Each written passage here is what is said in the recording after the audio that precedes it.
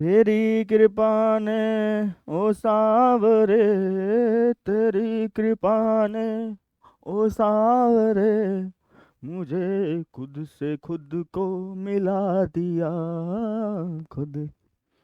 चलिए स्टार्ट करते हैं।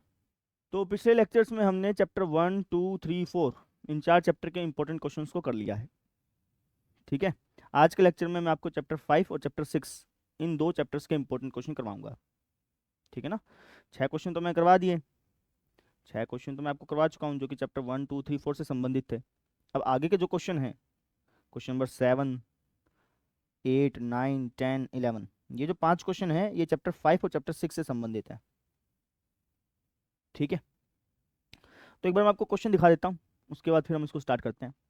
जैसे आप ये वाला क्वेश्चन देखिए, चैप्टर 5 का ये, जिसके अंदर हमें ये दिखाना है कि भैया ये जो हमें ये दिया हुआ है कि ये जो फंक्शन है वो इस पॉइंट पर कंटिन्यूस है। ठीक है।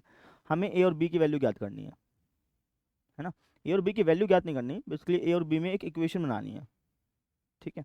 तो एक तो ये क्वेश्चन हो गया। अच्छा जी, और ये भी आपका चैप्टर 5 से संबंधित है। यहाँ पर आपको y बराबर ये दे रखा है, इसको सोल्व करते करते करते करते आपको ऐसा ऐसा बनाना है। बना सकते हैं, कोई दिक्कत नहीं है। एक बार डेरिवेटिव लेंगे, फिर वापस से डेरिवेटिव लेंगे और उसको तब तक सॉल्व करते रहेंगे जब तक ये ऐसा ऐसा ना बन जाए। ठीक है। तो एक तो ये क्वेश्चन हो गया। अगला क्वेश्चन देखते हैं।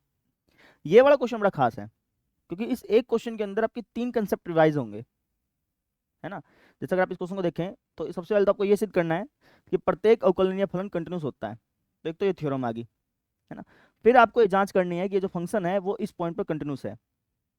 फिर आपको ये जांच करनी है कि जो फंक्शन है वो इस पॉइंट पर अवकलनीय है ना। तो एक ही क्वेश्चन में 3 क्वेश्चन है, तो ये बड़ा अच्छा क्वेश्चन है भाई, है ना। अच्छा जी, अब ये वाला जो क्वेश्चन है वो चैप्टर 6 से संबंधित है कि भाई एक बुलबुला है, बुलबुला किस किस आकार का होता है, गोले के आकार का होता है। ठीक है। तो इसकी जो त्रिज्या है वो इस रफ्तार से बढ़ रही है, बताओ कि इसका जो आयतन है वो किस रफ्तार से बढ़ रहा होगा। यानी कि dr/dt तो दे दिया, dv/dt पूछ लिया, तो बता सकते हैं, कोई दिक्कत नहीं है। एक्सरसाइज 6.1 से संबंधित है ये। ठीक है।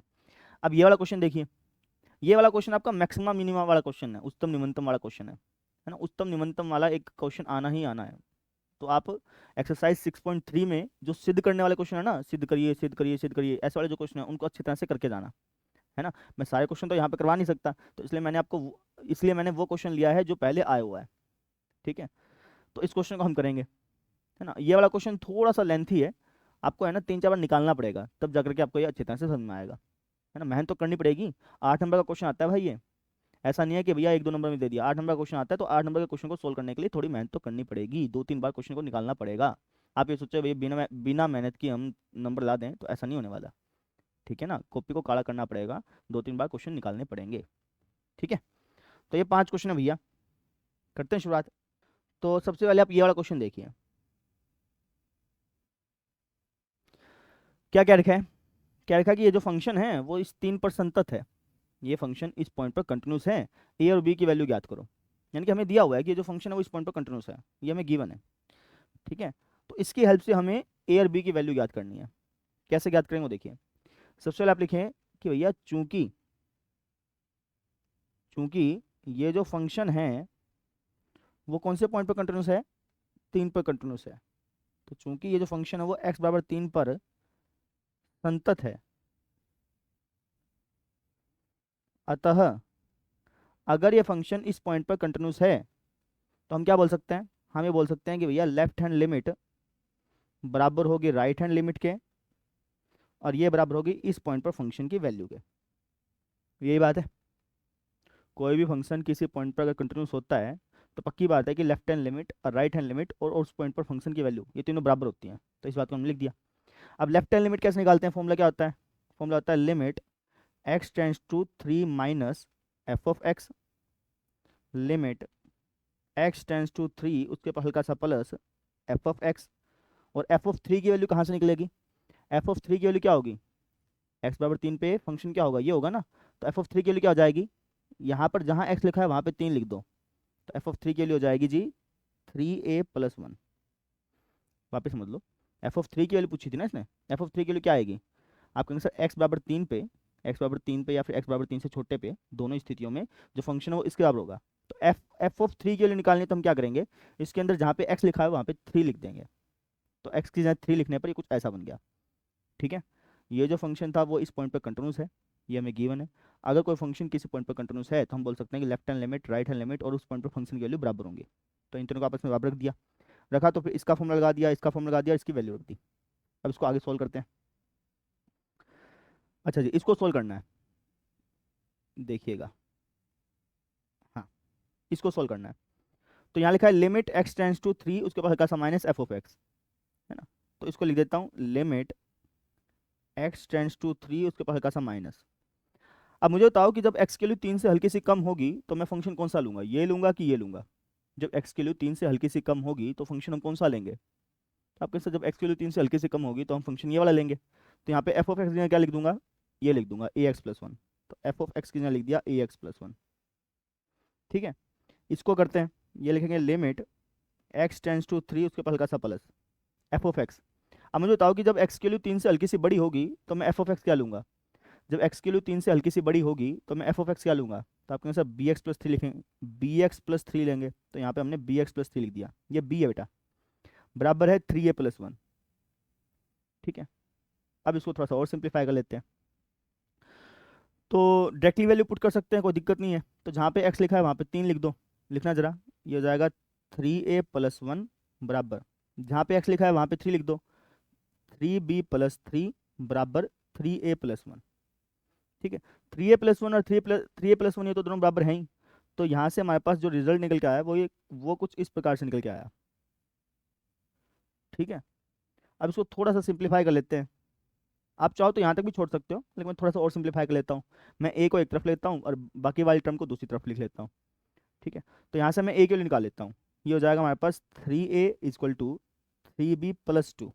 वन जब उस तरफ जाएगा तो 3 में से 1 गया 2 नहीं हो गया। और यहाँ से हमारे पास ए के लिए कितनी आ जाएगी, दोनों तरफ 3 से डिवाइड कर दो, दोनों तरफ 3 से डिवाइड करोगे तो ये हो जाएगा हमारे पास b, और ये हो जाएगा हमारे पास 2/3। मैं दोनों तरफ 3 से डिवाइड कर दिया बेटा, तो ये हमारे पास आंसर आ गया।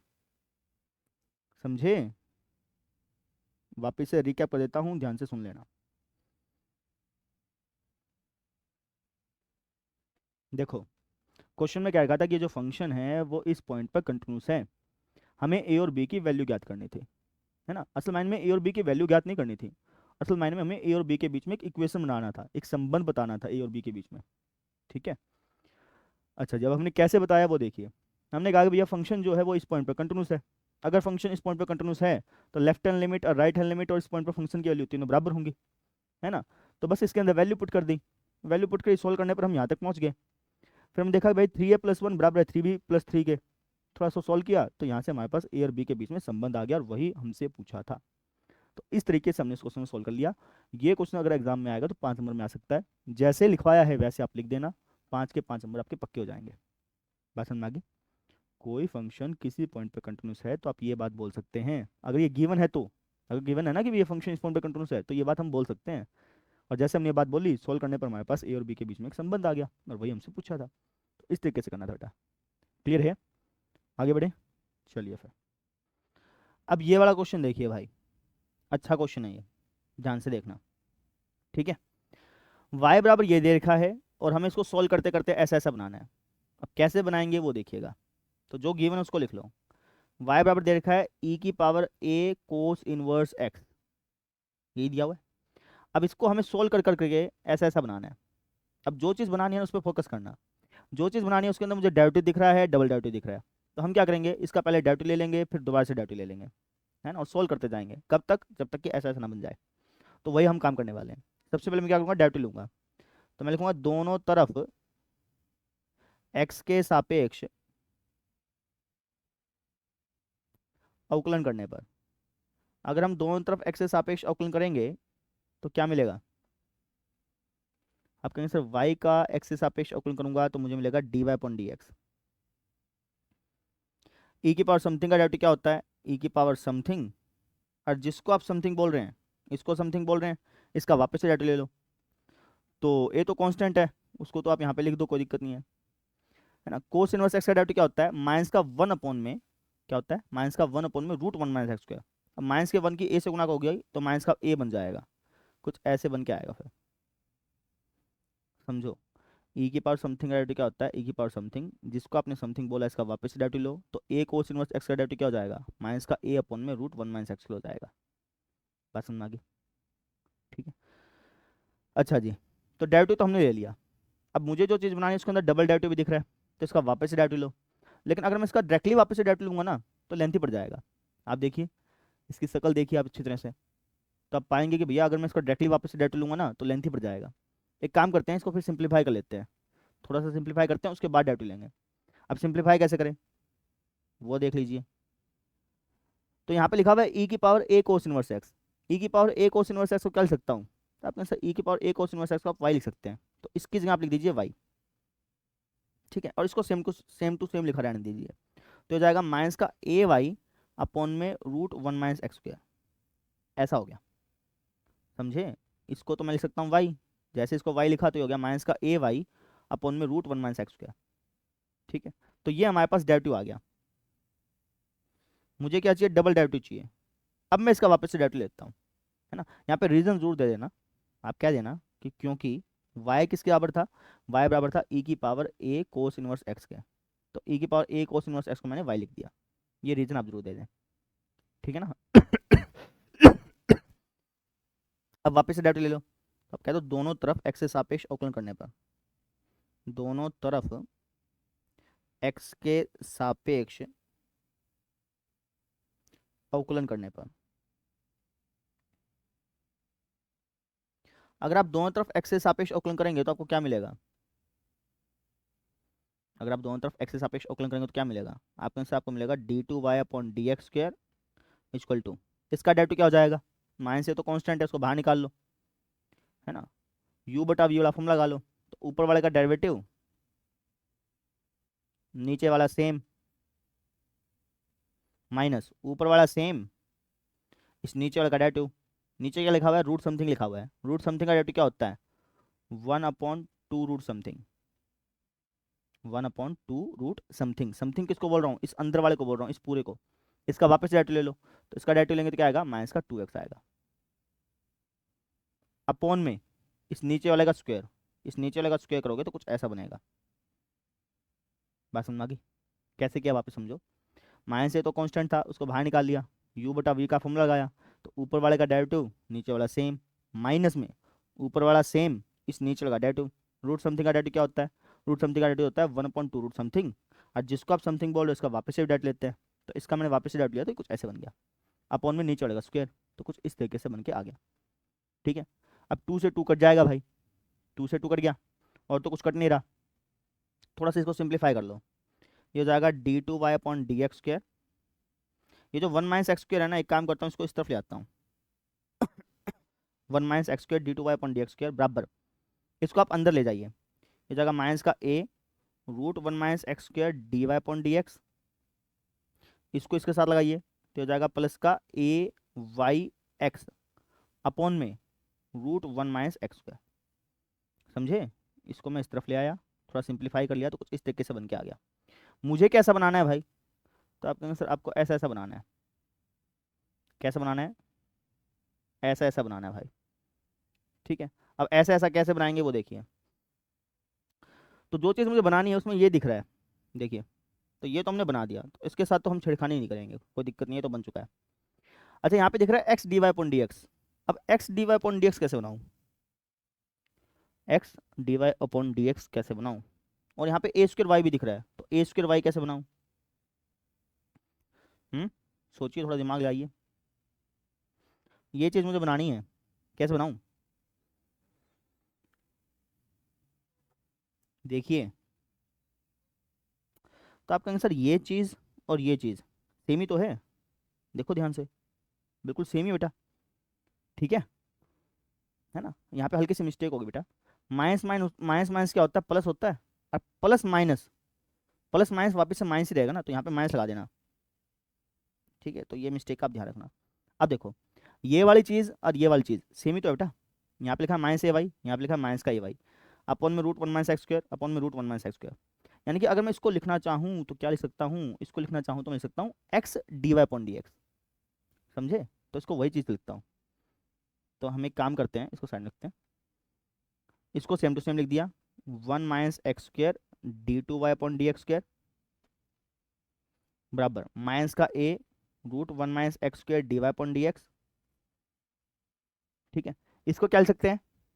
तो आप कहेंगे सर ये जो लिखा हुआ है यहाँ पे माइनस का ए वाई अपॉन में root one minus x square, ये तो असल में क्या है, d Y upon D x ही है। देखिए d Y upon D x ही तो है, तो इसको लिखना चाहूँ तो d Y upon D x लिख सकता हूँ। और यहाँ पे एक्स तो लिखा हुआ है, तो ये हो जाएगा प्लस का x D Y upon D X. समझे? वापिस समझो, D Y upon D x की वैल्यू कितनी थी, माइनस का ए वाई अपॉन में root one minus x square, और एक्स तो यहाँ पे चिपका हुआ था, तो एक्स का एक्स लिख दिया, इसकी वैल्यू तो d Y upon D x, तो d Y upon D x लिख दिया, है ना। तो कुछ इस तरीके से बन गया। अब जो चीज़ मुझे बनानी है तो वहाँ पर X D Y upon D X चाहिए था, X D Y upon D x तो बन गया।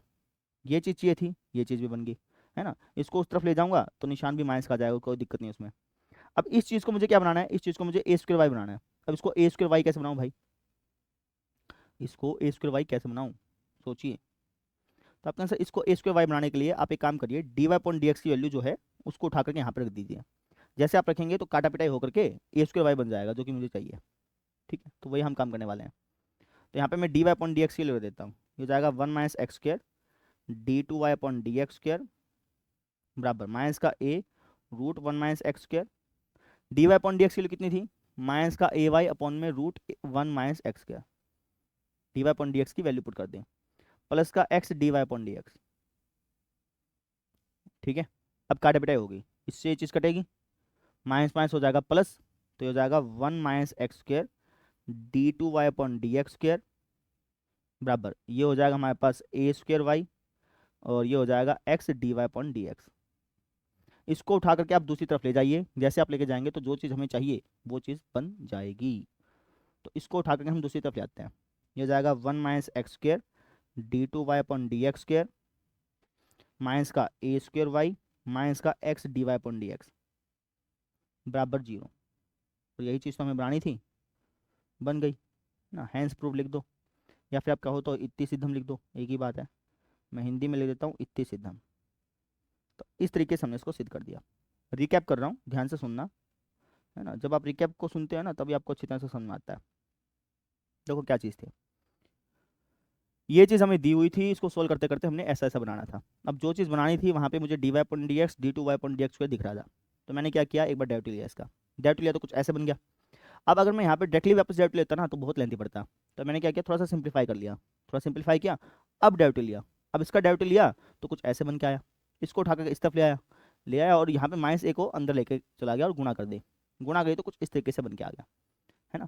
फिर मैंने देखा कि भाई जो चीज़ मुझे बनानी है और जो चीज़ मेरे पास बन के आई है उसमें देखते हैं कि क्या क्या सिमिलरिटी है। तो ये चीज़ तो बन गई थी, है ना, तो इसमें कोई दिक्कत नहीं थी। अब यहाँ पे ये जो चीज़ें थी इसको मुझे ऐसा ऐसा बनाना था, तो मैंने क्या किया, D Y upon D x की वैल्यू पुट करी, काटा पिटाई हुई, ये ए स्क्र वाई बन गया जो कि मुझे चाहिए था। यहाँ पे क्या किया, ए वाई अपॉन में root one minus x square था। अब ए वाई अपॉन में root one minus x square तो पहले से D Y upon D X था, और एक्स यहाँ पे चिपका हुआ है, तो ये बन गया हमारे पास x D Y upon D x, है ना। तो इसको यहाँ पे लिख दिया, ठीक है। सिंप्लीफाई किया, इन दोनों को उस तरफ भेजा, जैसे भेजा तो जो चीज़ हमें चाहिए थी, जो चीज़ हमें चाहिए थी वो बन के आ गई। तो इस तरीके से हमने इसको सोल्व किया, मेरे ख्याल से बात समझ में आ गई होगी, क्लियर है। अब हम देखते हैं अगला क्वेश्चन, चलिए। क्या क्या लिखा है, क्या लिखा है कि सिद्ध करो कि प्रत्येक अवकलनीय फलन कंटिन्यूस होता है, ठीक है।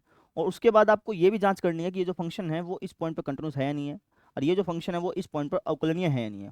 तो एक ही क्वेश्चन में 3 क्वेश्चन है, ठीक है। थोड़ा लेंथी होगा लेकिन ये क्वेश्चन बड़ा खास है, क्योंकि है ना इसमें ना 3 क्वेश्चन बन सकते हैं आपके।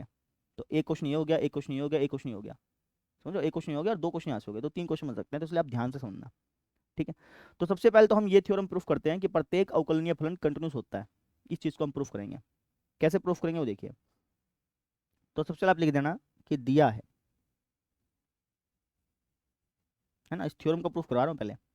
हमें क्या दिया हुआ है, हमें दिया हुआ कि कोई भी कोई एक फलन है जो कि अवकलनीय है, हमें प्रूफ करना है कि वो सतत भी है, ठीक है। तो हमें ये गिवन है कि कोई फलन है जो कि अवकलनीय है, तो हम क्या देते हैं कि हमें क्या गिवन है, हमें गिवन है कि जो फलन है वो अवकलनीय है, ऐसा मुझे गिवन है,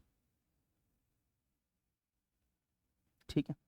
तो फलन अवकलनीय है, इसका मतलब क्या हुआ, इसका मतलब ये हुआ कि मान लो कोई फलन है एफ, है ना, और वो कोई पॉइंट सी पर अवकलनीय है, यानी कि मुझे ये चीज़ दे रखी है, ठीक है। तो यहाँ पे मैं इम्प्लाइज का निशान लगा देता हूँ, मैं कहूँगा माना कोई फलन है एफ जो कि बिंदु सी पर अवकलनीय है, इसका यही तो मतलब है, बिंदु सी पर अवकलनीय है। समझो, मुझे दे रखा है कि फलन जो है वो अवकलनीय है। फलन अवकलनीय, इसका मतलब क्या हुआ? इसका मतलब यही तो हुआ कि भाई कोई फलन होगा f जो कि किसी पॉइंट पर जो कि किसी पॉइंट पर डेरिवेटिबल होगा, है ना। फलन अवकलनीय, इसका मतलब क्या हो गया कि कोई फलन होगा f जो कि किसी पॉइंट पर अवकलनीय होगा। इसका यही तो मतलब है। इस बात का अगर हम देखें तो यही तो निचोड़ है। अगर मैं कहता हूँ कि भैया फलन अवकलनीय है तो इसका मतलब क्या हुआ कि जो फलन है वो किसी पॉइंट सी पर अवकलनीय होगा। यही तो मतलब निकल के आया। तो इस बात से मैंने ये मतलब निकाल दिया। ठीक है। अब यहाँ पे लिखा है कि f जो है वो बिंदु सी पर अवकलनीय है। इसका क्या मतलब हो गया? इसका मतलब ये हो गया कि जो f डैश सी है वो बराबर है F of x minus F of C upon में एक्स माइनस सी के। ठीक है। जहां पर x जो है वो c की तरफ टेंड कर रहा है। जब आप बोलते हैं ना कि ये जो फंक्शन है वो इस पॉइंट पर अवकलनीय है, ठीक है, तो इसका ये मतलब होता है। फॉर्मूला है, याद कर लें। ठीक है। जब आप बोल रहे हैं कि ये फंक्शन इस पॉइंट पर अवकलनीय है, इसका क्या मतलब हुआ? इसका मतलब ये हुआ कि एफ डैश सी बराबर होगा limit x tends to C F of x minus F of C upon में एक्स माइनस सी। ये अवकलन का फॉर्मूला होता है बेटा। तो जैसे आप ये लाइन बोले तो आप ये चीज़ लिख सकते हैं, यानी कि मुझे ये चीज़ गिवन है। समझ में आ गई? अब मुझे प्रूफ क्या करना है? सिद्ध करना है।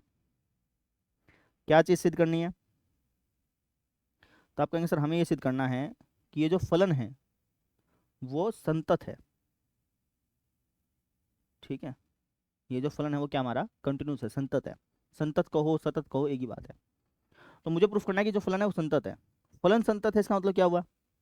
आपके सब फलन संतत है, इसका मतलब ये हुआ कि जो लेफ्ट हैंड लिमिट है और जो राइट हैंड लिमिट है और जो उस पॉइंट पर फंक्शन की वैल्यू है ये तीनों आपस में बराबर है। अब लेफ्ट हैंड लिमिट और राइट हैंड लिमिट इसको दो बार लिखने के बजाय आप एक बार भी लिख सकते हो। आप ये कह सकते हो limit x tends to C F of X. जैसे आपने लिखा ना तो इसका यही मतलब होता है कि आपने लेफ्ट हैंड लिमिट भी लिख दिया, राइट हैंड लिमिट भी लिख दी। दोनों का दो चीज़ लिखने के बजाय आप एक चीज़ लिख सकते हैं। दोनों का यही मतलब सेम मतलब है। आपने ये लिखा भैया लेफ्ट हैंड लिमिट बराबर राइट हैंड लिमिट, आप ऐसे लिखो या फिर आप सिंपल ये लिख दो, एक ही बात है। ठीक है। तो फलन संतत कब होता है? जब लेफ्ट हैंड लिमिट और राइट हैंड लिमिट और उस पॉइंट पर फंक्शन की वैल्यू, किस पॉइंट पर? सी पर, उस पॉइंट पर फंक्शन की वैल्यू तीनों बराबर आ जाए। ठीक है ना। तो ये दोनों अगर आपस में बराबर आ गई तो फलन क्या हो जाएगा? कंटिन्यूस हो जाएगा। वापस समझो, कोई भी फलन कंटिन्यूस कब होता है? जब लेफ्ट हैंड लिमिट और राइट हैंड लिमिट आपस में बराबर आ जाए। ठीक है। अब लेफ्ट हैंड लिमिट और राइट हैंड लिमिट आपस में बराबर आ जाए, इसको ऐसे लिखने के बजाय तुम सिंपली ऐसे लिख दो। जैसे ऐसे लिखोगे ना तो उसका भी यही मतलब है। ठीक है ना। तो लेफ्ट हैंड लिमिट और राइट हैंड लिमिट आपस में बराबर होनी चाहिए और ये दोनों की दोनों किसके बराबर होनी चाहिए? उस पॉइंट पर फंक्शन की वैल्यू के बराबर होनी चाहिए। तो ये मुझे गिवन है और ये मुझे प्रूफ करना है। कैसे प्रूफ करूंगा वो देख लेना आप। सॉरी, कैसे प्रूफ करूंगा, कैसे प्रूफ करेंगे वो देखिए। तो इसको प्रूफ करने का जो तरीका है ना उसको आपको थोड़ा याद रखना पड़ेगा। ठीक है, थ्योरेटिकल तरीका है ना, इसलिए आपको इसका जो प्रूफ है वो थोड़ा सा हल्का सा याद रखना पड़ेगा। तो मुझे ये चीज़ प्रूफ करनी है ना, ये चीज़ मुझे गिवन है। तो कहाँ से स्टार्ट करेंगे? हम यहाँ से स्टार्ट करेंगे f of x minus F of c से। हम कहेंगे कि यहाँ f of x minus F of c, F of x minus F of c, ये दोनों आपस में बराबर है नहीं है? भाई ये वाली चीज़ और ये वाली चीज़ आपस में बराबर है या नहीं है? तो बिल्कुल है। ये भी सेम है और ये भी सेम है तो आपस में बराबर होंगे ना। तो यहाँ से स्टार्टिंग करनी है। आपको कहना है कि यहाँ f of x minus F of c बराबर है F of x minus F of c के। ठीक है। अब इसको तो आप सेम टू सेम लिख दीजिए, है ना। इसके साथ थोड़ी सी छेड़खानी करेंगे। कैसे? हम क्या करेंगे, इसको है ना डिवाइड कर देंगे एक्स माइनस सी से और गुणा कर देंगे एक्स माइनस सी से। समझो, इसको तो सेम टू सेम लिख दिया। इसको मैंने क्या लिखा? इसको मैंने एक्स माइनस सी से डिवाइड कर दिया, एक्स माइनस सी से गुणा कर दिया। समझो। ठीक है। अच्छा, अब हम लगा देंगे दोनों तरफ लिमिट। ठीक है, तो दोनों तरफ हम लगा देते हैं लिमिट। तो ये हो जाएगा limit x tends to C F of x minus F of C equal to limit x tends to C F of x minus F of C upon में एक्स माइनस सी गुणा में X minus सी। ठीक है। हमने क्या किया, दोनों तरफ लिमिट को लगा दिया। अब और सॉल्व करते हैं। अब दोनों तरफ लिमिट को लगाया क्यों वो समझो। हम क्या चाह रहे हैं, हमें ना इसको ऐसा ऐसा बनाना चाह रहे हैं, इसलिए हम ऐसा ऐसा कर रहे हैं। बात समझ में आ गई? ठीक है। अब इससे बेनिफिट क्या होगा वो समझो। जो लिमिट होती है ना वो अलग अलग हो सकती है, प्लस में माइनस में गुणा में अलग अलग हो सकती है। तो जैसे आप यहाँ देख सकते हैं माइनस लिखा हुआ है तो लिमिट जो है ना वो अलग अलग हो जाएगी, इसके साथ भी चिपक जाएगी, इसके साथ भी चिपक जाएगी। जब लिमिट इसके साथ चिपकेगी तो कुछ इस तरीके से दिखाई देगा, limit x tends to C F of x. जब लिमिट इसके साथ चिपकेगी तो कुछ ऐसा दिखाई देगा, limit x tends to C F of c. ठीक है, सेम चीज़ के साथ लिमिट जब इसके साथ चिपकेगी तो कुछ ऐसा दिखाई देगा, limit x tends to C F of x minus F of C upon में एक्स माइनस सी। और जब लिमिट इसके साथ चिपकेगी तो कुछ ऐसा दिखाई देगा, limit x tends to c x minus c. बात समझ में आ गई? ठीक है, मैं कैसा कैसा चाह रहा हूँ, मैं ऐसा ऐसा चाह रहा हूँ, है ना, मुझे यही तो दिखाना है। एक काम करता हूँ, उसको कॉपी कर लेता हूँ। देखिए मुझे कैसा बनाना है भैया, मुझे इसको ऐसा बनाना है, मैं ऐसा बनाना चाह रहा हूँ। ठीक है, तो इस चीज़ को मुझे ऐसा ऐसा बनाना है भाई, तो मुझे ये चीज़ तो चाहिए, तो इसको तो लिखा का लिखा रहने देते हैं, तो इसको तो लिखा रहने दिया भाई। ठीक है, अच्छा ये जो चीज़ है इसको मैं एफ सी बनाना चाह रहा हूँ, क्या मैं इसको एफ सी बना सकता हूँ? अब सब बिल्कुल बना सकते हैं। कैसे? जैसे मान लो कि मैंने लिख दिया लिमिट एक्स टेंस टू लेट से 5, और यहाँ पे मैं लिख देता हूँ लेट से 4। ठीक है ना? तो होता क्या है कि लिमिट के अंदर अगर कोई कांस्टेंट हो ना, तो ये वैल्यू चाहे कुछ भी हो, हमेशा इसका आंसर क्या आएगा, यही कांस्टेंट आएगा। ठीक है, ये फॉर्मूला होता है बेटा, लिमिट के अंदर अगर कोई कांस्टेंट है तो एक्स चाहे कहीं भी टेंड कर रहा हो उससे कोई फर्क नहीं पड़ता, हमेशा आंसर कांस्टेंट ही आता है। सेम चीज़ यहाँ पे है। देखो ये जो एफ ऑफ सी है वो क्या है, असल में सी हमारा कांस्टेंट है, तो एफ ऑफ सी क्या होगा, कांस्टेंट होगा। तो ये जो एफ ऑफ सी है वो कांस्टेंट है। ठीक है, तो लिमिट के अंदर अगर कोई कांस्टेंट है तो ये वैल्यू चाहे कुछ भी हो, हमेशा आंसर यही आना है, एफ ऑफ सी ही आना है, यानी कि इसका जो आंसर आएगा वो हमेशा क्या आएगा, एफ ऑफ सी आएगा। ठीक है, ये चीज़ चाहिए थी मिल गई, ये चीज़ चाहिए थी मिल गई, है ना। अब यहाँ पे देखिएगा क्या होगा, ये जो यहाँ पे चीज़ लिखा है ये किसके बराबर है, ये हमारा एफ डैश एक्स के बराबर है। स्टार्टिंग में ये तो लिखा था, ये हमारे पास क्या बेटा, इसको मैं एफ डैश एक्स लिख सकता हूँ, तो इसको मैंने एफ डैश एक्स लिख दिया। ठीक है, यहाँ देखो स्टार्टिंग में था तो ये कहाँ गया, एफ डैश एक्स नहीं सॉरी एफ डैश सी लिख सकता हूँ। क्या लिख सकता हूँ इसको मैं, एफ डैश सी, तो इसको लिख दिया जी मैंने एफ डैश सी। ठीक है, गुणा में। अब limit x tends to c x minus c, तो हम क्या करेंगे, डायरेक्टली वैल्यू पुट कर लेंगे, जहाँ पे एक्स है वहाँ पे सी लिख देंगे, जहाँ पे एक्स है वहाँ पे सी लिखोगे तो सी में से सी गया जीरो, तो limit x tends to C zero क्या हो जाएगा, अल्टीमेटली जीरो बन जाएगा। ठीक है, अब इसकी जीरो से गुना करोगे तो अल्टीमेटली ये भी जीरो बन जाएगा, तो हो जाएगा limit x tends to C F of x minus F of c, F of c बराबर हो जाएगा किसके, इसकी जीरो से गुना की तो क्या आ गया, जीरो आ गया। इसको आप इस तरफ ले जाइए, इसको जैसे आप इस तरफ लेके आएंगे तो जो चीज़ आपको चाहिए वो चीज़ मिल जाएगी। तो इसको ले जाता हूँ मैं इस तरफ, तो ये हमारे पास हो जाएगा limit x tends to C F of x equal to f of c, और यही तो हम बनाना चाह रहे थे, हो गया बन गया। ठीक है, लास्ट लाइन क्या कहोगे आपको, सर अतः यदि कोई फलन अवकलनीय है तो वह संतत भी होगा ही होगा, या फिर क्वेश्चन वाली लाइन चिपका लो, अतः प्रत्येक अवकलनीय फलन सतत होता है, अतः प्रत्येक अवकलनीय फलन सतत होता है, प्रत्येक अवकलनीय फलन सतत, सतत कहो संतत कहो एक ही बात बेटा, होता है। बात समझ में आ गई? तो जितने भी अवकलनीय फलन है वो हमेशा हमेशा क्या होंगे, संतत होंगे। क्लियर है? रिकैप कर देता हूँ, ध्यान से सुन लो। हमें क्या लिखा था कि एक फलन जो है वो अवकलनीय है, फलन अवकलनीय इसका मतलब क्या हुआ, इसका मतलब यह है कि कोई फंक्शन होगा एफ जो किसी पॉइंट पर अवकलनीय होगा। अब इसी बात को हमने मैथमेटिकली लिख दिया, तो ये हमें गिवन था, हमें प्रूफ क्या करना था, हमें प्रूफ करना था कि जो फंक्शन है वो कंटिन्यूस है। कोई भी फंक्शन कंटिन्यूस कब होता है, जब लेफ्ट हैंड लिमिट और राइट हैंड लिमिट दोनों के दोनों किसके बराबर हो जाएं, उस पॉइंट पर फंक्शन की वैल्यू बराबर हो जाए। तो ये मुझे प्रूफ करना है, ये मुझे गिवन है और ये मुझे प्रूफ करना है। ठीक है, तो कैसे प्रूफ किया, तो इसके प्रूफ को थोड़ा सा हल्का सा याद रखना पड़ेगा। कैसे प्रूफ किया, हमने हमने कहा भैया f of x minus F of c, F of x minus F of c और F of x minus F of c ये दोनों बराबर हैं, बराबर ही हैं, सेम सेम दिख रहे हैं, देखो ये भी सेम है ये भी सेम है, तो बराबर है। ठीक है, फिर मैंने क्या किया, इसकी एक्स माइनस सी से गुणा कर दी, उसी से डिवाइड कर दिया। ठीक है, दोनों तरफ लिमिट लगा दी, लिमिट को अलग अलग किया, जैसे लिमिट को अलग अलग किया तो सोल्व करने पे जो हमें चाहिए था वो चीज़ हमें मिल गई भैया। तो इस तरीके से हमने इस थ्योरम को प्रूफ करना होता है। थ्योरम का प्रूफ याद किया जाता है बेटा, थ्योरम सारी ऐसी ही होती हैं, आपको उसका प्रूफ याद करना होता है। ठीक है, तो इस तरीके से हमने ये लाइन जो थी इसका सोल्यूशन बता दिया। अब आगे क्या है, आगे है कि हमें ये जांच करनी है कि जो फंक्शन है वो -2 पर संतत है या नहीं है। तो ऑब्वियसली संतत है, जो मापांक फलन होता है ना वो हर पॉइंट पर संतत होता है, तो ये जो फलन है वो -2 पर संतत तो है। ठीक है, अच्छा फिर हमें इस चीज़ की जांच करनी है कि ये जो फलन है वो -2 पर अवकलनीय है या नहीं है ना। तो ये जो फलन है वो -2 पर अवकलनीय नहीं है, क्यों, क्योंकि जब आप इसका ग्राफ बनाएंगे ना तो आपको पता होना चाहिए कि जो मापांक फलन होता है उसका ग्राफ बनता है वी शेप में। ठीक है, तो जब आप इसका ग्राफ बनाएंगे तो इसका ग्राफ बनेगा वी शेप में, और जहाँ पे जो चोंच बनेगी, चोंच कहाँ पे बनेगी, -2 पे बनेगी। और अगर किसी फंक्शन के ग्राफ में चोंच बन रही है तो जो फंक्शन है वो उस चोंच वाले पॉइंट पर अवकलनीय नहीं होता। तो ये जो फंक्शन है वो -2 पे संतत तो होगा लेकिन -2 पे अवकलनीय नहीं होगा, है ना। अब इसी बात को हमें लिख के दिखाना है। ये बात जो मैंने बोली है अगर आप इसको लिख के दिखा देंगे तब आपको नंबर मिल जाएंगे। ठीक है, तो करके दिखाता हूँ। ये तो मैंने फर्स्ट पार्ट करा दिया इसका, जिसके अंदर मैंने आपको थ्योरम बताई। ठीक है, अब मैं इसका सेकंड पार्ट करा रहा हूँ। एक क्वेश्चन के अंदर 3 पार्ट है ना। सेकंड पार्ट में मैं क्या कराऊंगा, ये जो फंक्शन है इसको मैं एक्स बार -2 पर संतत है ऐसा दिखाऊंगा। ठीक है, कैसे दिखाएंगे वो समझो। हमें फंक्शन क्या दे रखा है, फंक्शन दे रखा है मापांक, क्या था फंक्शन, x+2, ये फंक्शन है ना। अब मापांक फलन, मैंने आपको बता रखा है कि मापांक फलन वाला कोई भी सवाल आ जाए तो सबसे पहले मापांक को हटाया करिए। तो वही चीज़ हम करेंगे यहाँ पे, हम मापांक को हटाएंगे। हम कहेंगे कि हम जानते हैं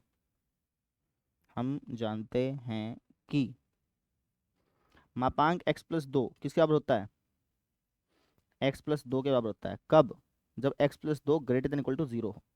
और मापांक x+2 किस बराबर होगा, माइनस का x+2 के बराबर होगा, माइनस इस दोनों के साथ है।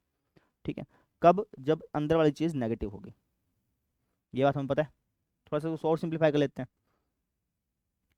यहाँ पे जो मापांक x+2 लिखा है इसको लिखना चाहूँ तो fx लिख सकता हूँ, तो मैंने इसको fx लिख दिया।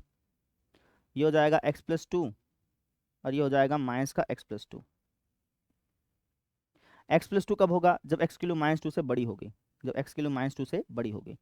ठीक है, और ये क्या हो जाएगा, जब x की वैल्यू -2 से छोटी होगी। बात समझ आ गई। ठीक है, थोड़ा सा सिंप्लीफाई कर लिया ना, तो कुछ इस तरीके से बन गया। अब मुझे क्या करना है, मुझे इस फंक्शन की -2 पर सातत्य की जांच करनी है। तो कर लेते हैं। हम कहेंगे x बराबर -2 पर fx के सातत्य की जांच, fx के सातत्य की जांच। जांच कैसे करेंगे, लेफ्ट हैंड लिमिट निकाल लेंगे, राइट हैंड लिमिट निकाल लेंगे, और इस पॉइंट पर फंक्शन की वैल्यू निकाल लेंगे। लेफ्ट हैंड लिमिट निकालना, ये हो जाएगा लिमिट x टेंस टू -2, उसके ऊपर हल्का सा माइनस f ऑफ x। ये हो जाएगा लिमिट x टेंस टू -2, उसके ऊपर हल्का सा माइनस। अब जब x की वैल्यू -2 से हल्की सी कम है तो फंक्शन आप कौन सा रखोगे, ये रखोगे ना। जब x की वैल्यू -2 से हल्की सी कम है तो फंक्शन तो आपको ये रखना पड़ेगा। लिख दो फिर, ये हो जाएगा माइनस का x माइनस का 2, माइनस जब अंदर जाएगा तो कुछ ऐसा दिखेगा। अच्छा, डायरेक्टली वैल्यू पुट कर सकते हैं, कोई दिक्कत है नहीं, तो डायरेक्टली वैल्यू पुट करते हैं। ये हो जाएगा माइनस का 2, सॉरी माइनस माइनस का 2, फिर माइनस का 2। समझो, जहाँ पे x है वहाँ पे -2 लिखना है। तो जहाँ x है वहाँ -2 लिखोगे तो बाहर तो माइनस था ही, तो कुछ ऐसे तो बन के आएगा। ये हो जाएगा प्लस का 2 माइनस का 2 यानी कि 0। अब राइट हैंड लिमिट निकाल लो, ये हो जाएगा लिमिट x टेंस टू 2, उसके बाद हल्का सा प्लस f ऑफ x। ये हो जाएगा limit x tends to minus का 2 आएगा बेटा, x टेंस टू माइनस का 2 आएगा क्योंकि हम -2 पर जांच कर रहे हैं ना बेटा। तो x टेंस टू -2, उसके बाद हल्का सा प्लस, x टेंस टू -2, उसके बाद हल्का सा प्लस। अब मुझे बताओ कि जब x की वैल्यू -2 से हल्की सी बड़ी होगी, जब x की वैल्यू -2 से हल्की सी बड़ी होगी तो फंक्शन कौन सा लोगे, ये लोगे कि ये लोगे। अब उससे ये लेंगे, जब x की वैल्यू -2 से हल्की सी बड़ी होगी तो फंक्शन हम ये लेंगे, तो फंक्शन हम ले लेंगे ये वाला। ठीक है, डायरेक्टली वैल्यू पुट कर सकते हैं, कोई दिक्कत नहीं है। तो ये हो जाएगा माइनस का 2 प्लस का 2, कट के आ गया 0। ठीक है, अब क्या करना है, अब आपको f ऑफ -2 की वैल्यू निकालनी है। तो f ऑफ -2 की वैल्यू कहाँ से निकलेगी, यहाँ से निकलेगी क्योंकि बराबर का निशान यहीं पे है। तो f ऑफ -2 की वैल्यू क्या आ जाएगी, ये आ जाएगी माइनस का 2 प्लस का 2, माइनस का 2 प्लस का 2, जो कि 0 आया। आप देख सकते हैं कि तीनों वैल्यूज आ गई बराबर। तो इसी बात को आप यहाँ पे लिख दो। आप कह दो कि यहाँ यहाँ x बराबर -2 पर लेफ्ट हैंड लिमिट बराबर है राइट हैंड लिमिट के, और ये बराबर है इस पॉइंट पर फंक्शन की वैल्यू के। ये तीनों आपस में बराबर हैं। अगर ये तीनों आपस में बराबर हैं तो इसका मतलब क्या हो गया, इसका मतलब ये हो गया कि x बराबर -2 पर जो फंक्शन है वो हमारा क्या बेटा, संतत है। समझे। तो इस तरीके से हमने ये दिखा दिया कि ये जो फंक्शन है वो -2 पर कंटिन्यूस है, संतत है। ऐसे करना था। रिकैप कर देता हूँ, ध्यान से समझो। ये फंक्शन था भाई, इसको ब्रेक डाउन कर लिया। ठीक है, मुझे दिखाना था कि जो फंक्शन -2 पर कंटिन्यूस है, मतलब जांच करनी थी, है ना। हमें पता तो था ही कि -2 पर कंटिन्यूस है, बस उसको लिख के दिखाना था। तो हमने कहा कि भैया -2 पर कंटिन्यूटी की जांच कैसे करते हैं, लेफ्ट हैंड लिमिट निकालते हैं, राइट हैंड लिमिट निकालते हैं, उस पर फंक्शन वैल्यू निकालते हैं। ये जब तीनों चीज़ निकाली तो तीनों चीज़ आई बराबर, बराबर आई तो मैंने कह दिया भाई तीनों चीज़ बराबर हैं, तो इसका मतलब क्या हो गया कि जो फंक्शन है वो इस पॉइंट पर कंटिन्यूस है। तो ऐसे करना होता है बेटा, क्लियर है। अच्छा, सेकंड पार्ट हो गया। अब थर्ड पार्ट में क्या है, इस क्वेश्चन में, एक ही क्वेश्चन के अंदर 3 क्वेश्चन है ना। तो थर्ड पार्ट में क्या है, थर्ड पार्ट में आपको ये दिखाना है, आपको ये जांच करनी है कि क्या ये फंक्शन -2 पर अवकलनीय है। तो वैसे तो अवकलनीय नहीं है, बस उसको लिख के दिखाना है। ठीक है, तो आप क्या कहेंगे, आप कहेंगे x बराबर -2 पर एफ एक्स के अवकलन एफ एक्स की अवकलनता की जांच।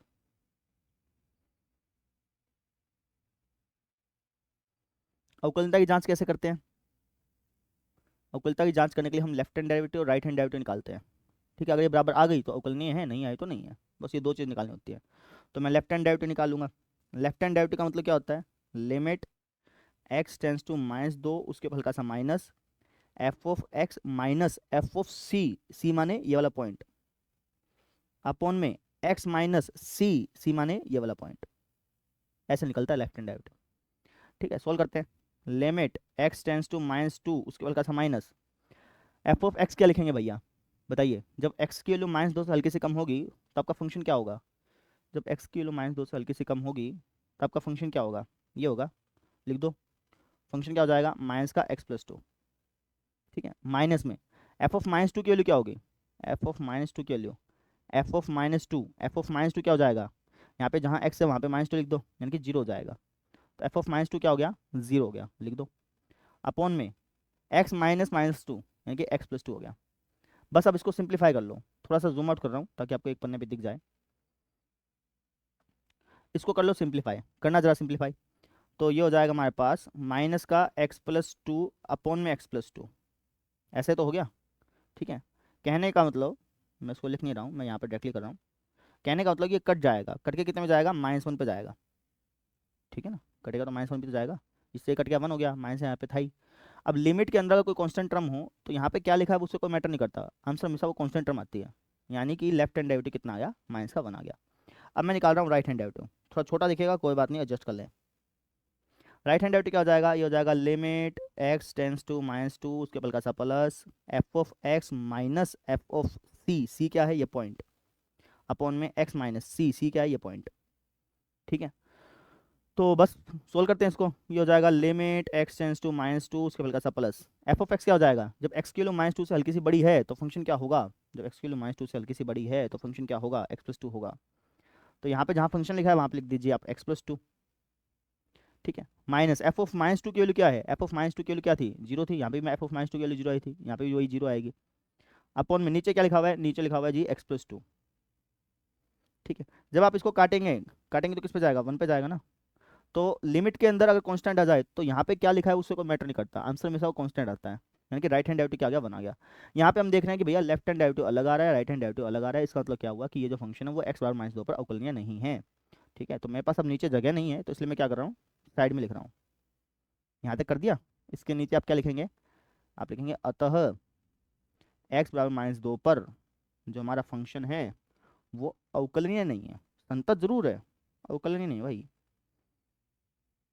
तो ऐसे करना था, मेरे ख्याल से समझ में आया होगा। रिकैप कर देता हूँ बेटा, ध्यान से सुनो। एक ही क्वेश्चन के अंदर 3 क्वेश्चन थे। पहले तो एक थ्योरम थी कि भैया अवकलनीय फलन संतत होता है, ये प्रूफ करो। तो उसको मैंने प्रूफ करना सिखा दिया, उसमें लिखा हमने दिया है, सिद्ध करना है, फिर सिद्ध कर दिया। उसके बाद हमें ये जांच करनी थी कि जो फंक्शन है वो इस पॉइंट पर कंटिन्यूस है। कंटिन्यूटी की जांच करने के लिए left hand limit, right hand limit और उस पॉइंट पर फंक्शन की वैल्यू निकालते हैं। वो निकाल रहा, तीनों बराबर आ गई तो कंटिन्यूस हो गया। फिर हमें जांच करनी थी कि जो फंक्शन है वो x/-2 पर अवकलनीय है या नहीं है, जांच करनी थी इसी।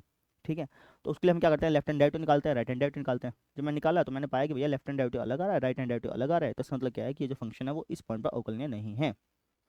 ठीक है ना, तो इस तरीके से एक ही क्वेश्चन में 3 क्वेश्चन थे, तीनों के तीनों पार्ट मैंने आपको अच्छी तरह से करा दिए, मेरे ख्याल से समझ में आ गया होगा। अब हम देख लेते हैं अगला क्वेश्चन। अब आ जाते हैं हम चैप्टर 6 पे। ठीक है, अब ये वाला क्वेश्चन देखिए, ये आसान सा है ना, 5 नंबर में आ सकता है। क्या लिखा है कि हवा का एक बुलबुला है। अब जो बुलबुला होता है वो किस आकार का होता है, गोले के आकार का होता है। तो हवा का एक बुलबुला है, उसकी जो त्रिज्या है वो इस रफ्तार से बढ़ रही है। बुलबुले का जो आयतन है वो किस रफ्तार से बढ़ रहा होगा जब त्रिज्या 1 सेंटीमीटर है। मतलब समझो, त्रिज्या किस रफ्तार से बढ़ रही है वो हमें दे रखा है। यानी कि मुझे डी ए अपॉन में, त्रिज्या है ना, सॉरी डी ए नहीं, डी आर अपॉन में डी टी, रेडियस किस रफ्तार से बढ़ रही है वो दे रखा है। यानी कि मुझे d r upon D t दे रखा है। D r upon D t कितना है, 1/2 सेंटीमीटर पर सेकेंड। ठीक है, ये मुझे गिवन है। मुझे क्या निकालना है, मुझे निकालना है कि भैया बुलबुले का आयतन किस रफ्तार से बढ़ रहा होगा। आयतन माने आयतन माने वॉल्यूम। तो मुझे dv अपॉन dt बताना है, कब? जब r की वैल्यू कितनी हो जाए, त्रिज्या कितनी हो जाए, 1 हो जाए। समझे? ये मुझे गिवन है और ये मुझे बताना है। सवाल को पढ़ा करो और उसको मैथमेटिकली कन्वर्ट करा करो। सवाल में क्या क्या रखा था? क्या रखा था कि भैया एक बुलबुला है हवा का, हवा का बुलबुला, इसका मतलब क्या होगा, गोलाकार आकृति का होगा। ठीक है, तो उसकी जो त्रिज्या है वो इस रफ्तार से बढ़ रही है। तो त्रिज्या किस रफ्तार से बढ़ रही है वो हमें दे रखा था, हमें बताना था कि इसका जो आयतन है वो किस रफ्तार से बढ़ रहा है। तो ये गिवन है, ये मुझे बताना है। अब कैसे बताएंगे वो देखिए आप। तो सबसे पहले आपको जो गिवन था और जो बताना था वो आपने लिख दिया। ठीक है, अब यहाँ पे आपको ये बताना पड़ेगा टीचर को कि भैया यहाँ पे ये जो आर टी वी ये जो तुमने लिखा है ये क्या चीज़ है, ये टीचर को बताना पड़ेगा। तो हम बता देते हैं। कैसे लिखेंगे? हम कहेंगे माना किसी समय टी पर, किसी समय टी पर गोलाकार, गोलाकार बुलबुले की त्रिज्या आर और क्या है, आयतन वी है। तो ये चीज़ आपने लिख दी।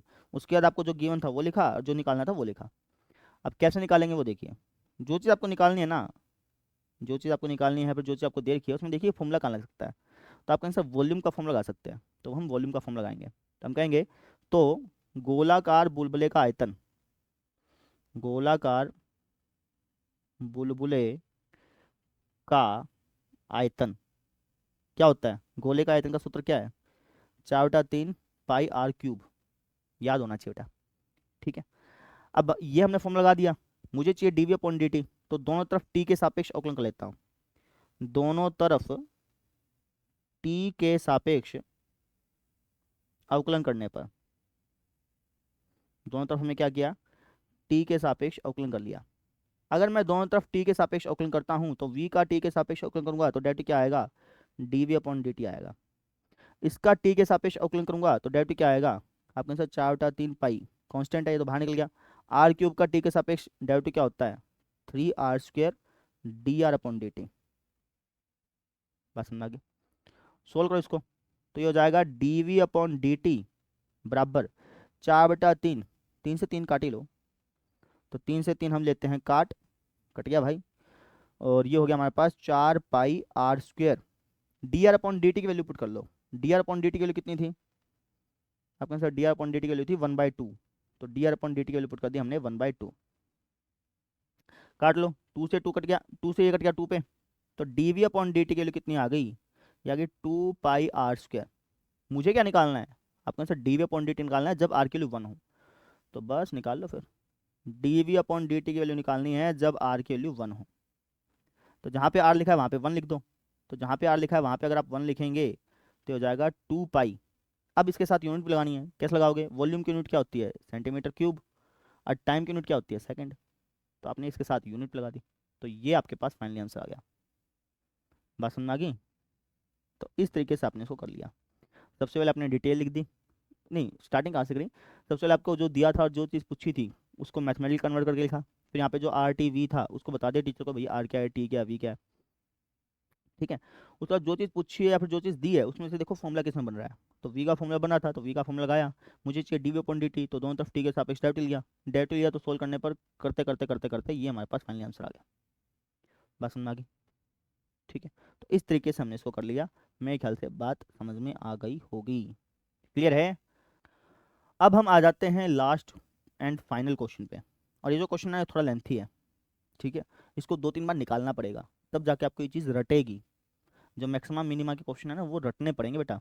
अगर आप ये सोचे भाई एक बार निकाल लें एग्जाम में काम, नहीं होता ऐसे। एक बार निकालो फिर दूसरी बार भी निकाल लो, दो दो तीन तीन बार क्वेश्चन निकालने पड़ेंगे। और 8 नंबर का इसमें से सवाल आना ही आना है, 8 का या फिर 5 का जिस भी बोर्ड से आप हैं, तो इसमें से एक सवाल आना ही आना है। तो जो भी आपकी एक्सरसाइज 6.3 के सिद्ध करने वाले क्वेश्चन है उनको आप बार बार निकाल लीजिए, है ना, दो दो तीन तीन बार क्वेश्चन को निकाल लीजिए ताकि दिमाग में पूरा फिट हो जाए। ठीक है, ऐसे करना पड़ता है तब जाके ये नंबर आते हैं बेटा। समझ में आई? नंबर चाहिए कि नहीं चाहिए? तो ये चीज़ है। देखो भाई, क्या क्या सिद्ध करिए कि दिए हुए पृष्ठीय क्षेत्रफल और महत्तम आयतन वाले लंब वृत्तीय शंकु का अर्धशीर्ष कोण इतना होगा। अब ये मैक्सिमम मिनिमम वाले क्वेश्चन एक बार पढ़ने पे समझ नहीं आते हैं। ठीक है, तो मोटी मोटी बात आपको याद रखनी है कि जिसके साथ महत्तम या फिर उच्चतम लिखा है ना, उसको हमें उसका हमें फॉर्मूला बनाना है बेसिकली। ठीक है। अब जैसे देखो महत्तम किसके साथ लिखा है, आयतन के साथ। किसका आयतन, लंबवृत्तीय शंकु का। तो मुझे इसका फॉर्मूला तैयार करना है, ठीक है ना। आप मुझे बताओ कि लंबवृत्तीय शंकु का आयतन क्या होता है, लंबवृत्तीय शंकु का आयतन क्या होता है बताओ। मतलब एक शंकु है, यहाँ पे बना देता हूँ, ये शंकु है भाई, ठीक है। अब शंकु का आयतन क्या होता है, फॉर्मूला क्या है शंकु के आयतन का। आपके शंकु के आयतन का फॉर्मूला होता है 1/3 पाई आर स्क्वायर एच, ठीक है। तो यहाँ पे त्रिज्या की बात होगी, ऊंचाई की बात होगी। तो एक काम करते हैं, त्रिज्या कुछ मान लेते हैं। मान लो कि मैंने त्रिज्या को x मान लिया, ऊंचाई को भी कुछ मान लेते हैं, मान लो कि मैंने ऊंचाई को y मान लिया, ठीक है। तो इस शंकु का आयतन क्या हो जाएगा, इस शंकु का आयतन हो जाएगा 1/3 पाई एक्स स्क्वायर वाई, ठीक है। अब मुझे एक्स और वाई की ऐसी वैल्यू पता करनी है जिससे कि वॉल्यूम मैक्सिमम हो जाए, महत्तम आयतन करना है ना। तो मुझे एक्स और वाई की ऐसी वैल्यू चाहिए जिससे कि वॉल्यूम क्या हो जाए, मैक्सिमम हो जाए। ये सवाल होता है, ठीक है। वापस समझो, मैक्सिमा मिनिमा के सवाल में पहले सवाल पढ़ लो, समझ नहीं आएगा कोई दिक्कत नहीं है। बस आप ये देखो कि क्या चीज़ को महत्तम करना है, किस चीज़ को न्यूनतम करना है, बस ये चीज़ देखो। तो आपका आंसर, मुझे महत्तम करना है क्या, आयतन को, किसके, शंकु के। तो शंकु के आयतन का सूत्र लगा दो, ठीक है। अब आपको एक्स और वाई की ऐसी वैल्यू चाहिए जिससे कि वॉल्यूम जो है मैक्सिमाइज हो जाए। जैसे आप एक्स और वाई के लिए निकाल लेंगे ना, जैसे आप एक्स और वाई के लिए निकाल लेंगे, ठीक है, तो आपको ये वाला कोण निकालना पड़ेगा। और ये वाला कोण निकलेगा कब, ये वाला कोण तभी निकलेगा जब एक्स और वाई की वैल्यू होगी। और शीर्ष कोण क्या होता है, ये वाला कोण होता है बेटा, ये वाला। मुझे ये वाला कोण निकालना है, लेकिन ये वाला कोण निकलेगा कब, ये वाला कोण तभी तो निकलेगा जब आपको एक्स और वाई की वैल्यू पता होगी, तभी तो आप लंबटा धार लंबटा कर्ण इसका इस्तेमाल करके ये निकालोगे, ठीक है। तो जो चीज़ निकालनी है उस पर फोकस मत करो, वो तो अपने आप निकल जाएगा। फोकस करना है कि जिस पे महत्तम या फिर न्यूनतम लिखा हुआ है। महत्तम कहाँ पे लिखा हुआ है, आयतन पे लिखा हुआ है, तो इस पे फोकस करो। आपको एक्स और वाई की ऐसी वैल्यू चाहिए जिससे कि वॉल्यूम जो है मैक्सिमाइज हो जाए। अब कैसे पता करेंगे वो देखना, समझ में आ गई। सवाल पढ़ो, देखो कि किसके आगे महत्तम लिखा है, उसका फॉर्मूला लगा दो। फिर आप देखो कि वहाँ पे हमें क्या चीज़ पूछी है। हमसे क्या लिखा है कि एक्स और वाई की ऐसी वैल्यू बताओ जिससे कि वॉल्यूम जो है मैक्सिमाइज हो जाए, ठीक है। तो ये हमारा फंक्शन तो बन गया, लेकिन इस फंक्शन में एक समस्या है। क्या समस्या है, इसके अंदर दो वेरिएबल है। यहाँ पे जो फंक्शन बनता है ना, इसके अंदर अगर दो वेरिएबल हो तो दिक्कत है। अब हमें क्या करना है, इसको सिंगल वेरिएबल में कन्वर्ट करना है। अब सिंगल वेरिएबल में कन्वर्ट कैसे करेंगे, तो उसके लिए हम हेल्प लेंगे जो चीज़ गिवन है। हमें क्या गिवन है, हमें गिवन है पृष्ठीय क्षेत्रफल, ये चीज़ हमें गिवन है। मैक्सिमम मिनिमा के सवाल में होता क्या है, जो चीज़ आपको गिवन होती है ना वो कांस्टेंट होती है। उसको हमेशा हम कांस्टेंट मान के चलते हैं। तो हमें पृष्ठीय क्षेत्रफल गिवन है, यानी कि मैं पृष्ठीय क्षेत्रफल को कांस्टेंट मान के चलूंगा, और वहां से मैं क्या करूंगा, एक्स स्क्वायर की वैल्यू निकाल लूंगा, जिससे कि क्या हो जाएगा, ये पूरा पूरा फंक्शन जो है वो वाई के रूप में हो जाएगा। और वही मैं चाहता हूँ, समझे। जिसके आगे महत्तम लिखा है उसका फॉर्मूला लगा दिया। अब एक्स और वाई की ऐसी वैल्यू चाहिए जिससे कि वॉल्यूम मैक्सिमम हो जाए। अब ये वैल्यू हमें कब पता चलेगी, जब मैं इस फंक्शन को एक वेरिएबल में कन्वर्ट कर लूँ। यहाँ पे दो वेरिएबल है ना, इसको मैं सिंगल वेरिएबल में करना चाहता हूँ। सिंगल वेरिएबल में कन्वर्ट कब होगा, सिंगल वेरिएबल में कन्वर्ट होगा जब, सिंगल वेरिएबल में कन्वर्ट हम किसकी हेल्प से करेंगे, जो चीज़ हमें गिवन है उसकी हेल्प से करेंगे। हमें क्या गिवन है, हमें हमें शंकु का वक्र पृष्ठ हमें शंकु का पृष्ठ क्षेत्रफल गिवन है। कोई चीज़ नहीं बोल के तो इसका मतलब कुल होता है, ठीक है ना। जैसे यहाँ पे वक्र नहीं बोल खा, कुल नहीं बोल खा, तो इसका मतलब होता है कि कुल होता है हमेशा, ठीक है। तो हमें शंकु का कुल पृष्ठ क्षेत्रफल गिवन है, बात समझ गए। तो वही चीज़ हम कहेंगे, हम लिख देंगे यहाँ पे, हम कहेंगे माना माना शंकु की त्रिज्या x, ऊंचाई y, ठीक है, और क्या है, पृष्ठीय क्षेत्रफल है ना, लिख देते हैं कुल पृष्ठीय क्षेत्रफल। कुछ नहीं लिखा हो तो कुल मान के चलते हैं, कुल पृष्ठीय क्षेत्रफल को हम s मान लेते हैं, ठीक है। और इसके ब्रैकेट में आप अचर लिख देना। क्यों अचर लिख देना, क्योंकि ये चीज़ हमें गिवन थी, और मैंने क्या बताया था कि कोई चीज़ अगर गिवन हो तो उसको हम हमेशा अचर मान के चलते हैं, कांस्टेंट मान के चलते हैं। तो उसके साइड में मैंने अचर लिख दिया। तो शंकु की त्रिज्या x मान ली, ऊंचाई y मान ली, कुल पृष्ठीय क्षेत्रफल s मान लिया, और क्या है, आयतन भी है, तो आयतन को आपने v मान लिया। तो हमने v का फॉर्मूला लगाया, लेकिन इसके अंदर समस्या थी, इसके अंदर दो वेरिएबल हैं, मुझे सिंगल वेरिएबल में कन्वर्ट करना है। सिंगल वेरिएबल में किसकी हेल्प से कन्वर्ट करूंगा, जो चीज़ गिवन है उसकी हेल्प से कन्वर्ट करूंगा। मुझे क्या चीज़ गिवन है, मुझे सरफेस एरिया गिवन है, ठीक है। मुझे सरफेस एरिया तो गिवन है, यही तो गिवन है बेटा, ठीक है। तो मैं इसकी हेल्प करूंगा, इसकी हेल्प लूंगा, है ना। तो मुझे बताइए कि शंकु के कुल पृष्ठीय क्षेत्रफल का फॉर्मूला क्या होता है। शंकु के कुल पृष्ठीय क्षेत्रफल का फॉर्मूला क्या होगा, इसका वक्र पृष्ठीय क्षेत्रफल जो कि होता है पाई आर एल, प्लस में इसके ऊपर वाले का इसके ऊपर वाले का क्षेत्रफल, ऊपर वाले का क्षेत्रफल क्या हो जाएगा, पाई आर स्क्वायर। यहाँ पे मैंने आर किसको बोल रखा है, एक्स को बोल रखा है, तो जहाँ पे आप आर लिख रहे हो ना वहाँ पे आर ना लिख के आप एक्स लिख दें, समझे। पाई आर, पाई आर एल और पाई आर स्क्वायर। आर की हमारी एक्स ही तो है, तो उसको मैंने आर की जगह एक्स लिख दिया। है ना। अब मैं इसको सोल्व करके एक्स स्क्वायर की वैल्यू निकाल लूंगा। कैसे निकालूंगा वो देखिए, ये हो जाएगा एस बराबर पाई एक्स, ये जो एल है, एल हम बोलते हैं इसको, इस एल को अगर मैं लिखना चाहूँ तो X square plus Y square का रूट लिख सकता हूँ पाइथागोरस प्रमेय के हिसाब से। तो इस एल को लिख सकता हूँ X square plus Y square का रूट प्लस में पाई एक्स स्क्वायर का पाई एक्स स्क्वायर। रीजन आप लिख दें, आप कह दें कि जो एल होता है, जो त्रिक ऊंचाई होती है, वो बराबर होती है किसके, X square plus Y square के रूट के। ये आपने रीजन लिख दिया, ठीक है। अब इसको सोल्व करिए, ठीक है, किसको, इसको सोल्व करिए और यहाँ से आप एक्स स्क्वायर की वैल्यू निकालिए, जिसको हम यहाँ पे पुट करेंगे, जिससे कि ये एक वेरिएबल में कन्वर्ट होगा। ये हमारा लक्ष्य है। तो इसको हम सोल्व करेंगे भाई। अब सोल्व कैसे करूँ, तो उसके लिए काम करो, पाई एक्स स्क्वायर को इस तरफ ले आओ, तो हो जाएगा s minus pi x square बराबर pi x root x square plus Y square, ठीक है। दोनों तरफ कर दो स्क्वायर, तो दोनों तरफ वर्ग करने पर, दोनों तरफ वर्ग करने पर, दोनों तरफ वर्ग करना, तो इसका स्क्वायर करोगे तो हो जाएगा s minus pi x square का होल स्क्वायर, इसका स्क्वायर करोगे तो हो जाएगा pi x root x square plus Y square का होल स्क्वायर। दोनों तरफ हमने क्या कर दिया बेटा, स्क्वायर कर दिया। यहाँ तक हम बन गए थे, यहाँ तक हमने कर लिया था। इसके बाद हमने क्या किया, दोनों तरफ स्क्वायर कर दिया, स्क्वायर किया तो कुछ ऐसे बन के आया। खोल लो इसको, ए माइनस बी का होल स्क्वायर क्या होता है, ए का स्क्वायर प्लस में बी का स्क्वायर माइनस का 2ab। इसका स्क्वायर खोल लो, तो स्क्वायर इसके साथ भी चिपकेगा, इसके साथ भी चिपकेगा, इसके साथ भी चिपकेगा।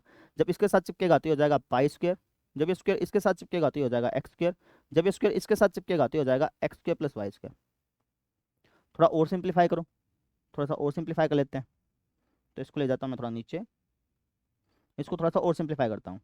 ये हो जाएगा एस स्क्वायर प्लस में पाई स्क्वायर एक्स की घात 4 माइनस का 2s pi x square equal to, इसकी इसके साथ गुणा करेंगे तो पाई स्क्वायर एक्स की घात 4, इसके इसके साथ गुणा करेंगे तो pi square X square Y square, ठीक है। इससे ये चीज़ कट गई भाई, है ना।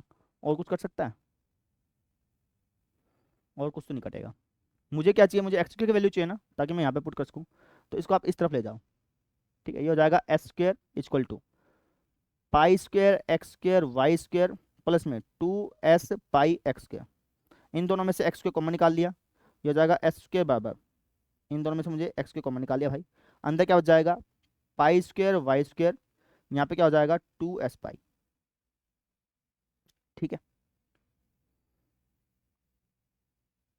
अब ये गुणा में है, इसको नीचे ले जाओ, ये हो जाएगा एस स्क्वायर अपॉन में pi square Y square 2s pi बराबर एक्स स्क्वायर, समझे। अब ये जो एक्स स्क्वायर की वैल्यू आई है, इसको हम इसके अंदर पुट करेंगे।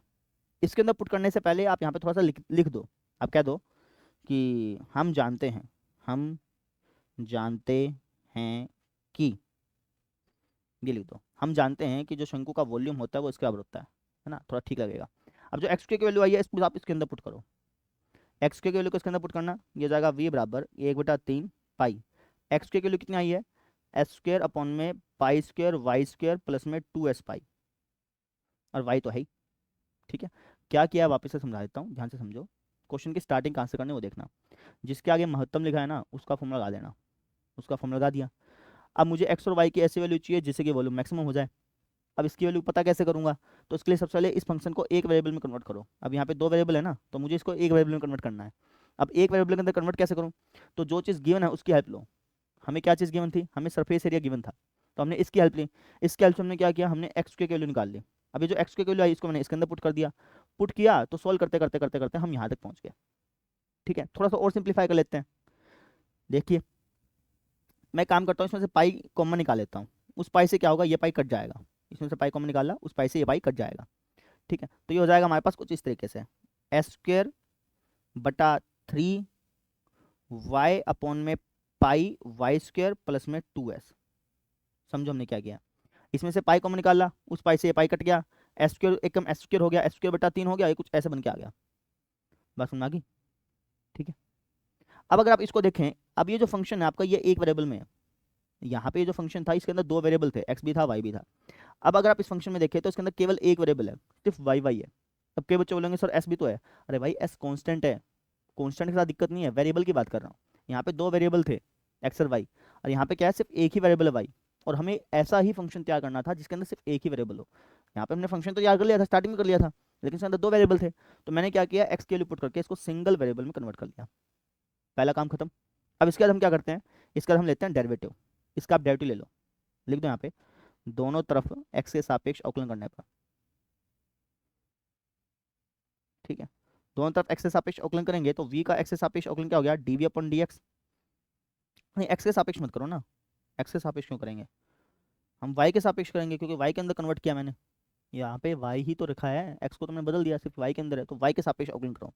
दोनों तरफ y के सापेक्ष अवकलन करने पर v का y के सापेक्ष अवकलन करोगे तो क्या आएगा, dv अपॉन dy। अब इसका आपको अवकलन करना है, डेरिवेटिव लेना है। कैसे डेरिवेटिव लेंगे, तो ये तो कांस्टेंट है, इसको तो बाहर लिखा रहने दो, कोई दिक्कत नहीं।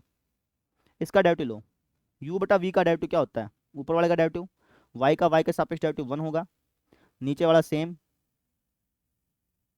माइनस ऊपर वाला सेम, इस नीचे वाले का डेरिवेटिव, इसका डेरिवेटिव क्या हो जाएगा, ये हो जाएगा हमारे पास 2 पाई y, और ये तो कांस्टेंट है, उसका डेरिवेटिव 0 होगा तो उसको लिखने की जरूरत है नहीं, अपॉन में इस नीचे वाले का स्क्वायर, पाई वाई स्क्वायर प्लस में 2s इसका होल स्क्वायर।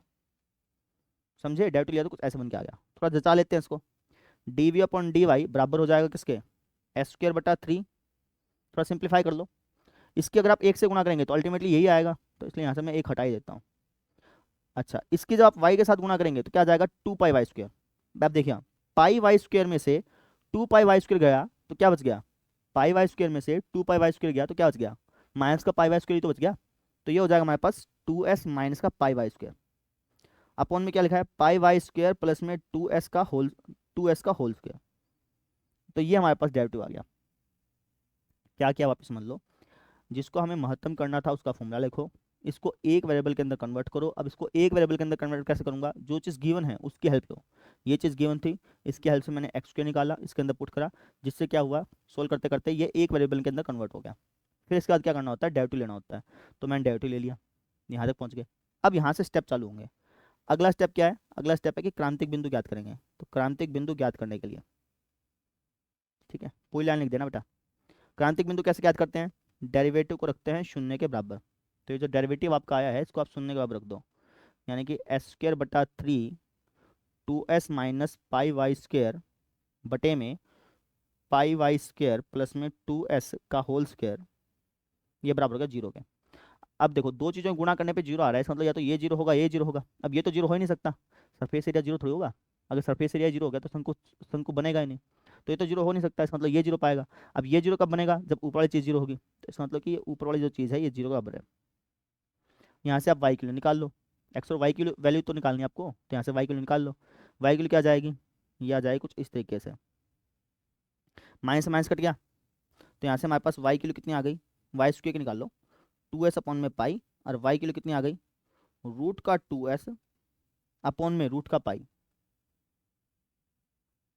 बस समझ में आ गई, तो ये हमारे पास वाई की वैल्यू आ गई। ठीक है, अब ये जो वाई की वैल्यू आई है ये हो सकता है कि फंक्शन को मैक्सिमम कर दे, हो सकता है फंक्शन को मिनिमम कर दे। अब हमें कैसे पता चलेगा कि ये जो फंक्शन, ये जो वाई की वैल्यू है ये मैक्सिमम कर रही है कि मिनिमम कर रही है, तो उसके लिए आप डबल डेरिवेटिव निकाल लें। ये आपने सिंगल डेरिवेटिव निकाला था ना, मेरा ये आपने सिंगल डेरिवेटिव निकाला था ना, अब आप इसका डबल डेरिवेटिव निकाल लें। अब कभी तो सोचता है सर इसका डबल डेरिवेटिव निकालूंगा तो बहुत लेंथी पड़ जाएगा, बिल्कुल पड़ेगा, है ना, लेकिन आपको निकाल के दिखाने की जरूरत नहीं है। ठीक है, तो कैसे करेंगे बताता हूँ। आप सिंपली ये लिख दें, वाई के लिए आई है। अब क्या करें, अब आप डबल डेरिवेटिव निकाल रहे हैं, निकालना मत, बस दिखा देना इसको। अब आप क्या कर रहे हैं, डबल डेरिवेटिव निकाल रहे हैं, किस पॉइंट पर, इस पॉइंट पर। हम इस पॉइंट पर डबल डेरिवेटिव निकालेंगे ना बेटा, हम इस पॉइंट पर डबल डेरिवेटिव निकाल रहे हैं, और इस पॉइंट पर जो डबल डेरिवेटिव आएगा वो पक्की बात है वो नेगेटिव आएगा, गारंटेड। आपको कैसे पता, थोड़ा कॉमन सेंस लगाओ। हमें क्या करना है, हमें ये दिखाना है कि भैया एक्स और वाई की ऐसी वैल्यू निकालनी है जो कि इस फंक्शन को क्या कर दे, मैक्सिमाइज कर दे, यही तो है, मैक्सिमाइज कर दे। ठीक है, तो एक्स और वाई की आपको ऐसी वैल्यू निकालनी है जो कि इस फंक्शन को मैक्सिमाइज कर दे। यहाँ से आपके पास वाई की वैल्यू आई। ठीक है, अब ये ऑटोमेटिक सी बात है कि ये जो वैल्यू आई है ये गारंटेड बात है, ये जो वैल्यू आई है फंक्शन को मैक्सिमाइज ही करेगी। ठीक है, वाई की वैल्यू आई थी, मैंने आपसे कहा कि ये जो वाई की वैल्यू है ये हो सकता है कि फंक्शन को मैक्सिमाइज कर दे या मिनिमाइज कर दे, ये मैंने आपसे बोला था। ठीक है, अब इसका कैसे पता चलेगा, डबल डेरिवेटिव निकाल लो। अगर डबल डेरिवेटिव आपका नेगेटिव आ गया तो फंक्शन को मैक्सिमाइज करेगा, उल्टा होता है, डबल डेरिवेटिव नेगेटिव आया तो फंक्शन को मैक्सिमाइज करेगा। ठीक है, तो अब डबल डेरिवेटिव आपको निकालने की जरूरत नहीं है, सिंपल आप ये कह दो कि भैया डबल डेरिवेटिव निकालूंगा ना वो नेगेटिव आएगा। ठीक है, क्योंकि भैया ये तो कंफर्म ही है ना, डबल डेरिवेटिव नेगेटिव तो आएगा, तभी तो मैक्सिमम मैक्सिमम मैक्सिमम बन पाएगा, नहीं तो सवाल ही नहीं बनेगा ना। सवाल क्या है, महत्तम वाला सवाल है ना, महत्तम वाला सवाल है तो गारंटीड बात है कि ये जो है ये वैल्यू फंक्शन को मैक्सिमाइज करेगी ही करेगी। और ये वैल्यू फंक्शन को मैक्सिमाइज कब करेगी, जब डेरिवेटिव नेगेटिव होगा। तो आपने ये कह दिया कि भैया हमने डबल डेरिवेटिव निकाल के देखा और वो नेगेटिव आ गया, निकाला नहीं है, बस अपने टीचर को बता दिया कि है ना हमने ना क्या किया, डबल डेरिवेटिव निकाला इस पॉइंट पे और हमने पाया कि भैया वो डबल डेरिवेटिव क्या आ रहा है, नेगेटिव आ रहा है। समझ में आ गई। वापिस समझो, अगर फंक्शन मैक्सिमम, अगर महत्तम वाला सवाल है तो डबल डेरिवेटिव नेगेटिव आएगा, गारंटीड आएगा, आपको निकालने की जरूरत ही नहीं है। आप सिंपली कह दो कि डबल डेरिवेटिव निकाल के देखा इस पॉइंट पे वो नेगेटिव आ रहा है, तो हम क्या कह देंगे, अगर डबल डेरिवेटिव नेगेटिव आ रहा है तो हम क्या कह देंगे, हम कह देंगे अतः ये जो है वो स्थानीय ये क्या हमारा स्थानीय उच्चतम है। अतः y बराबर √2s अपॉन में √2 पाई, √2s अपॉन में √पाई स्थानीय उच्चतम है। स्थानीय उच्चतम इसका मतलब समझे, स्थानीय उच्चतम इसका मतलब ये है कि ये फंक्शन को मैक्सिमाइज कर रहा है, y की ये वैल्यू रखने पर जो हमारा वॉल्यूम है वो मैक्सिमम हो रहा है, स्थानीय उच्चतम है। y के लिए निकल गई, अब निकाल लो आप x के लिए। अब y के लिए तो आपने निकाल ली, अब x के लिए निकाल लो। x के लिए कहाँ से निकलेगी, आप कहेंगे सर x के लिए यहाँ से निकल जाएगी, इसको समीकरण नंबर 1 मान लेता हूँ। ठीक है, हम y और x की वैल्यू तो निकालना चाह रहे थे, यहाँ पे मैंने क्या बोला था कि x और y की ऐसी वैल्यू पता करेंगे जिससे कि वॉल्यूम जो है वो मैक्सिमम हो जाए। y की वैल्यू पता चल गई, अब x की वैल्यू पता कर रहा हूँ, उसके बाद फिर एंगल अपने आप निकल जाएगा। ठीक है, तो अब हम क्या करेंगे, इस समीकरण के अंदर, इस समीकरण के अंदर हम y की वैल्यू पुट करके x की वैल्यू निकाल लेंगे। ठीक है, जगह नहीं है तो उसके लिए मुझे थोड़ा जूम आउट करना पड़ेगा थोड़ा एडजस्ट कर लेना, मैं यहाँ पे लिख रहा हूँ बेटा, ठीक है, थोड़ा कम दिखेगा कोई बात नहीं। अब हम क्या करेंगे, इसको थोड़ा सा छोटा कर दूँ। अब यहाँ लिख रहा हूँ, यहाँ y का मान समीकरण 1 में रखने पर, जो ये y की वैल्यू आई थी इसको मैं समीकरण नंबर 1 के अंदर रख रहा हूँ, यानी कि इसके अंदर।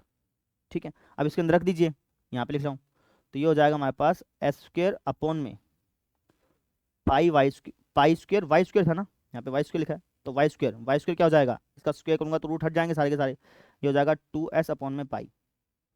ठीक है, प्लस में 2s पाई बराबर है किसके, एक्स स्क्वायर के। समझे, ये चीज़ थी, मैंने वाई की वैल्यू पुट करी, वाई की वैल्यू पुट की तो कुछ ऐसे बन के आया, पाई से पाई कट गया, एक पाई से एक पाई कट गया, ये हो जाएगा हमारे पास एस स्क्वायर अपॉन में 2s पाई प्लस में 2s pi equal to X square. ये हो जाएगा हमारे पास एस स्क्वायर अपॉन में 4s pi equal to X square.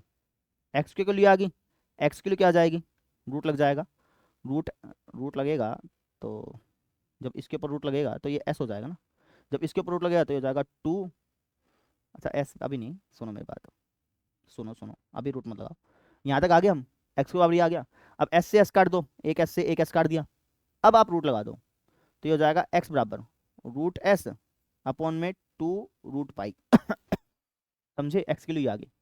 देखो वाई की वैल्यू आपके पास ये आई थी, एक्स की वैल्यू आपके पास ये आ गई, एक्स और वाई की वैल्यू होगी, ये दो ऐसी वैल्यू है जो कि वॉल्यूम को मैक्सिमम कर रही है, और हमें एक्स और वाई की ऐसी वैल्यू चाहिए थी जो कि वॉल्यूम को मैक्सिमाइज कर दे।